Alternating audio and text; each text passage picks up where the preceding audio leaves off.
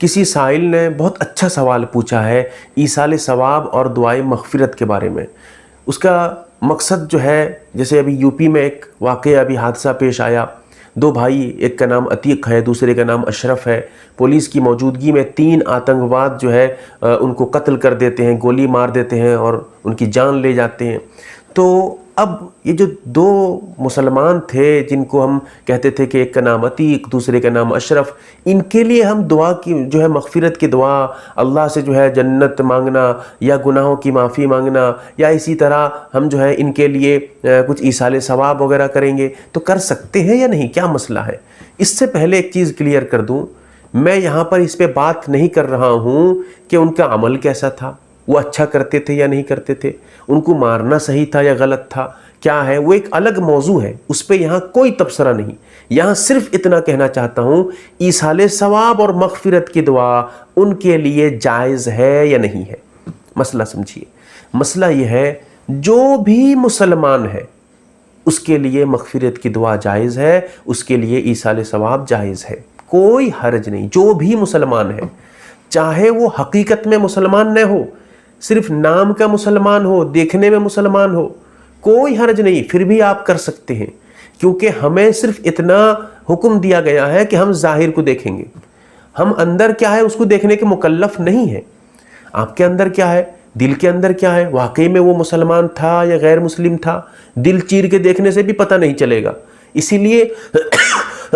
حقیقت میں کیا تھا اس کے ہم مکلف نہیں ہیں، ہم تو ظاہری دیکھیں گے، ہم تو اس کے اوپری حصے کو دیکھیں گے کہ وہ اپنے آپ کو کیا کہتا ہے کہ میں مسلمان ہوں، مسلمان مان لیں گے۔ حقیقت میں مسلمان ہو یا نہ ہو، لیکن بول دیا مسلمان تو ہم مان لیں گے مسلمان، کیونکہ ہم ظاہر کو دیکھتے ہیں، اندر دیکھ ہی نہیں سکتے، اور اسی لیے ہم اس کے مکلف نہیں ہیں، ہم اس کے پابند نہیں ہیں۔ جیسے حدیث میں واقعہ آتا ہے کہ جو ہے جنگ کے موقع پہ ایک جو ہے غیر مسلم کو قتل کرنے کے لیے ایک صحابی جو ہے اٹھاتے ہیں تو وہ کلمہ پڑھ دیتا ہے، اور واقعتاً ایسے موقع پہ آدمی ڈر کے ہی کلمہ پڑھتا ہے جان بچانے کے لیے، اس کے باوجود وہ صحابی اسے قتل کر دیتے ہیں۔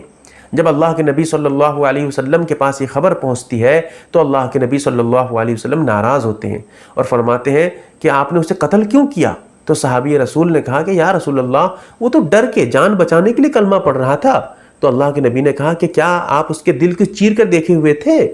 کیا آپ کو اچھے سے یقینی طور پہ معلوم تھا کہ وہ جان بچانے کے لیے کلمہ پڑھ رہا ہے یا حقیقت میں اسلام قبول کر رہا ہے؟ تو اسی لیے ہم تو حقیقت سے واقف ہو ہی نہیں سکتے، وہ تو اللہ کی ذات ہے جو صحیح معنی میں جانتا ہے کہ کون صحیح میں مسلمان ہے کون نہیں ہے۔ اسی لیے ہم بظاہر دیکھیں گے کہ یہ مسلمان ہے تو ہمارے لیے ایصال ثواب بھی جائز ہے، اسی لیے ان کے لیے، ان دونوں کے لیے مغفرت کی دعا کرنا، ایصال ثواب کرنا، جنت کا طلب کرنا، گناہوں سے معافی مانگنا، ان کی قبر میں نور کا بھر جانے کے لیے دعا کرنا، سب جائز ہے، کوئی حرج نہیں۔ پھر ایک سوال اٹھتا ہے، وہ تو بڑے بڑے گناہ کر رہے تھے، بہت بڑے مجرم تھے، قاتل تھے، کیسے ان کے لیے جائز ہو جائے گا؟ سمجھ لیجئے، گناہ کبیرہ جو بڑے بڑے گناہ ہیں، قتل کرنا یا اور بڑے گناہ، وہ سب گناہ ہیں، اس سے آدمی ایمان سے خارج نہیں ہوتا ہے۔ اگر آپ کسی کو گالی دے دیں گے کہ گناہ نہیں ہے، اس سے آپ کا ایمان نہیں جائے گا؟ نہیں جائے گا۔ اسی طرح اگر آپ کسی کو مارتے ہیں، آپ کسی کو ناحق قتل کرتے ہیں، اگر آپ کسی کو جو ہے کچھ اور تکلیف دیتے ہیں، آپ کسی کا پیسہ کھا جاتے ہیں، کسی کی زمین ہڑپ لیتے ہیں، یہ سب گناہ ہیں، ان کی سزا ملے گی آپ کو۔ لہٰذا یہ سب گناہ ہیں، لیکن اسلام سے آپ خارج نہیں ہوئے ہیں۔ آپ کا عمل جیسا ہو،